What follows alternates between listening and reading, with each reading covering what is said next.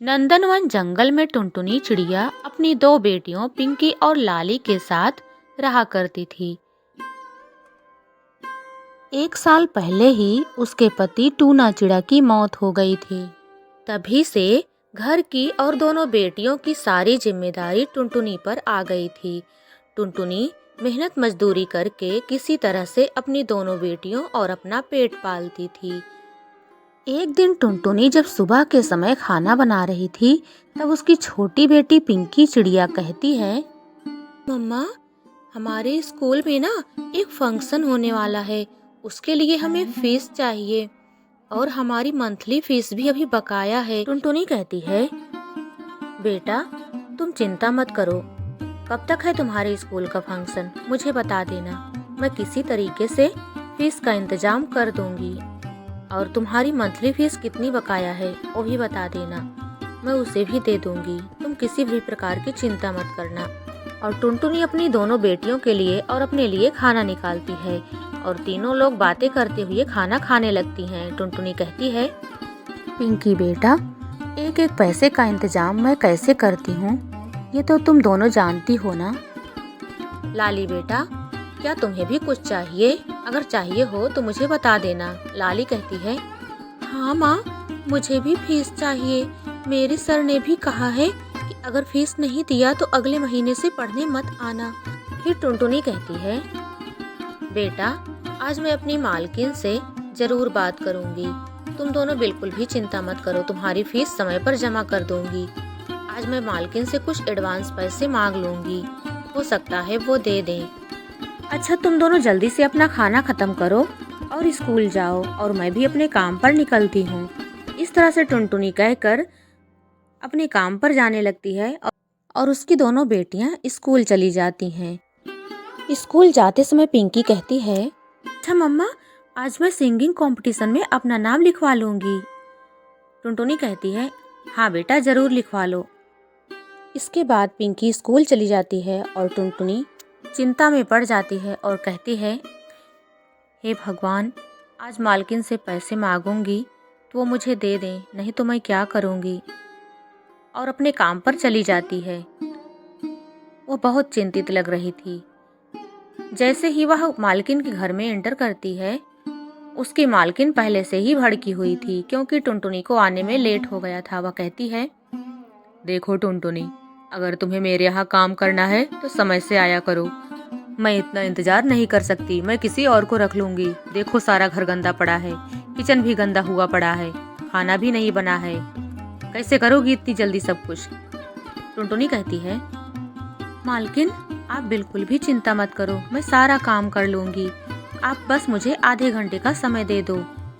फिर उसकी मालकिन कहती है, अच्छा ठीक है, कर लो जल्दी से काम, मुझे बहुत भूख लगी है, किचन साफ करके पहले मुझे नाश्ता दे दो।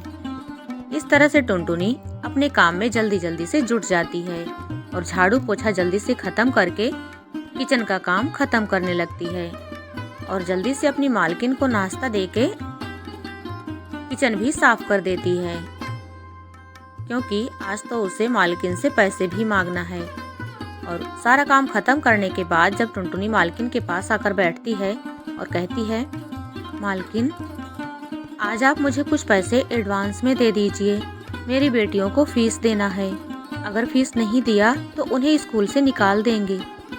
उसकी मालकिन कहती है, देखो टुनटुनी, आज तो मेरे पास पैसे नहीं हैं, लेकिन कल मैं जरूर तुम्हें पैसे दे दूंगी।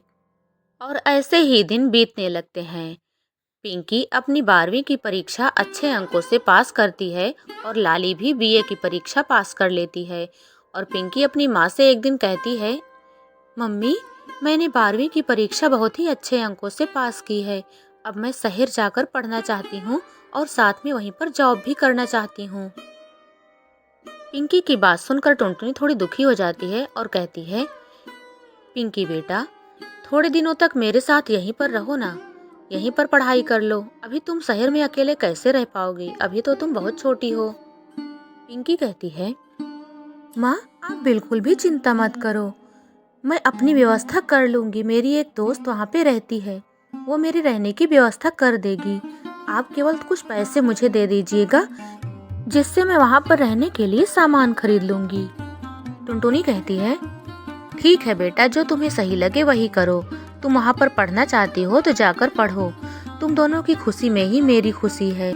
और वह बहुत दुखी हो जाती है। तभी लाली कहती है, मम्मी मैं भी आपसे कुछ कहना चाहती हूँ। मम्मी, मेरी क्लास में एक बंटी चिड़ा है।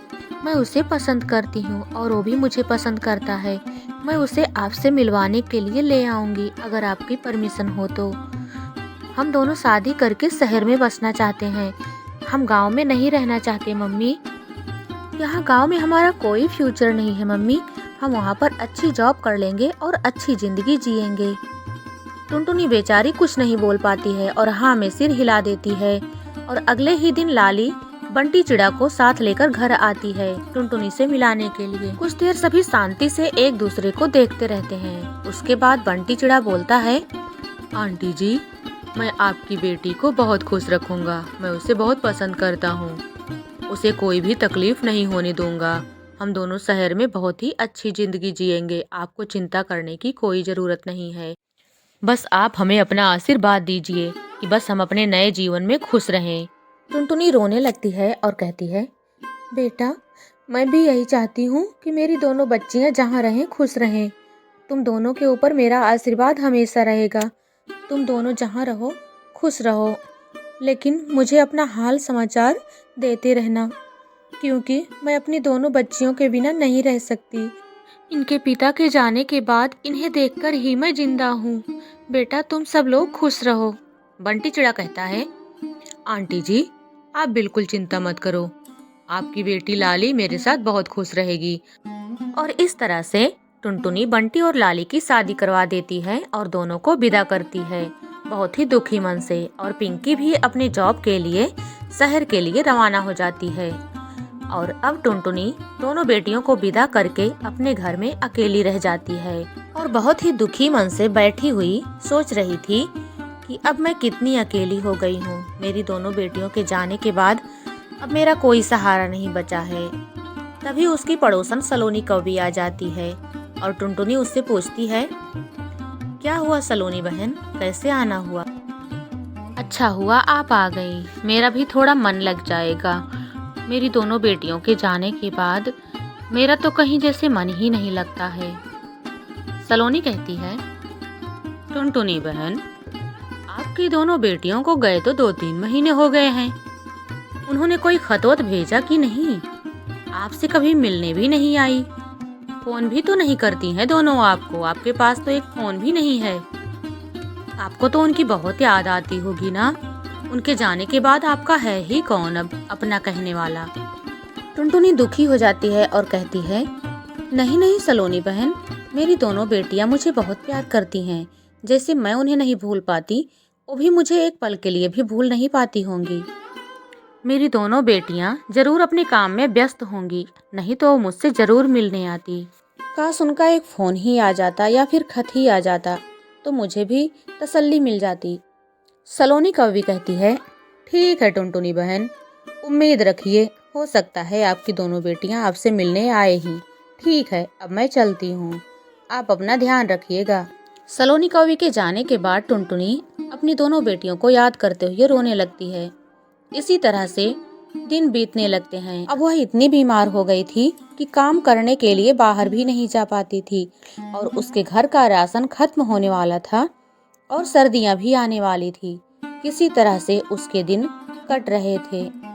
वह बीमार होती चली जा रही थी। उसकी देखभाल करने वाला कोई नहीं था। उसकी बेटियां भी उसकी कोई हाल खबर नहीं ले रही थी। वह रोज सुबह इसी उम्मीद से उठती थी कि हो सकता है आज दोनों बेटियों में से किसी का हाल समाचार मिल जाए, कोई आ जाए या फिर फोन ही कर दे या खत ही भेज दे। लेकिन ऐसा कुछ नहीं होता था और सर्दियां आ चुकी थी। चारों तरफ बर्फ ही बर्फ थी। कमजोर पक्षियों के लिए बाहर निकलना बिल्कुल मुश्किल हो गया था।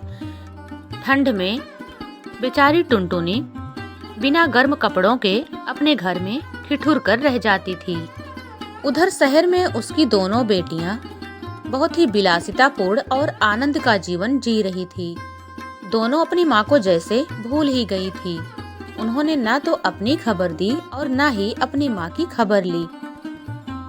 दोनों शहर में अपने जीवन में ही व्यस्त हो गई थी। इधर गांव में सर्दी बढ़ती ही जा रही थी। टुनटुनी चिड़िया ने तो बिस्तर ही पकड़ लिया था। उसकी पड़ोसन मीनू चिड़िया उससे मिलने आई और उसने जब टुनटुनी का ये हाल देखा तब उसने कहा, अरे टुनटुनी, तुमने हमें कुछ बताया क्यों नहीं? तुम इतने दिनों से अकेली थी, मुझे भी फुर्सत नहीं मिली तुम्हारे पास आने की। तुम हमें अपना नहीं समझती हो क्या?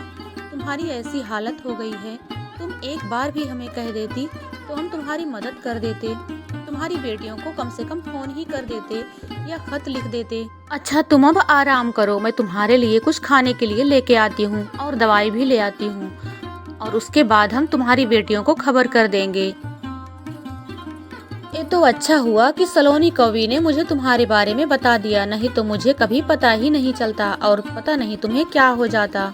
इतना सुनते ही टुनटुनी रोने लगती है और कहती है, मीनू दीदी, मुझे तो पता ही नहीं था कि मेरी ये हालत हो जाएगी, नहीं तो मैं आपसे जरूर बताती, आपसे मिलने के लिए जरूर आती। मेरी तबीयत इतनी खराब हो गई थी कि मैं बाहर निकल भी नहीं पाती थी, ना काम पे जा पाती थी। मेरे घर का सारा राशन खत्म हो गया और ना ही मेरे पास गर्म कपड़े बचे हैं। मैं क्या करूं मीनू दीदी? लगता है अब मेरा अंतिम समय आ गया है। काश मैं मरने से पहले अपनी बेटियों को एक बार देख पाती।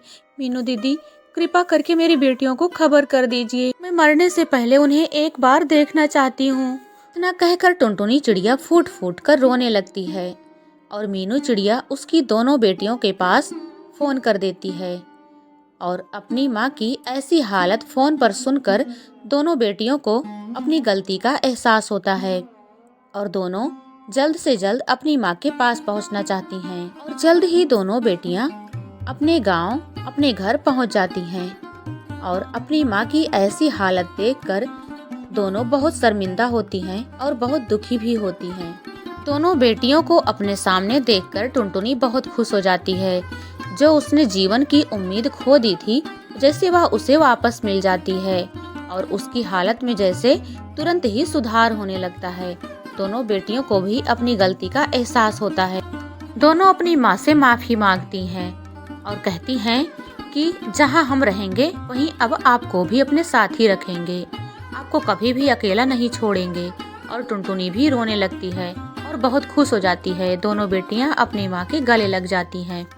दोस्तों, इस कहानी से हमें यह शिक्षा मिलती है, हम अपने जीवन में कितने भी सफल हो जाएं, कितने भी व्यस्त रहें, लेकिन हमें पाल पोस कर बड़ा करने वाले अपने माँ बाप को कभी नहीं भूलना चाहिए।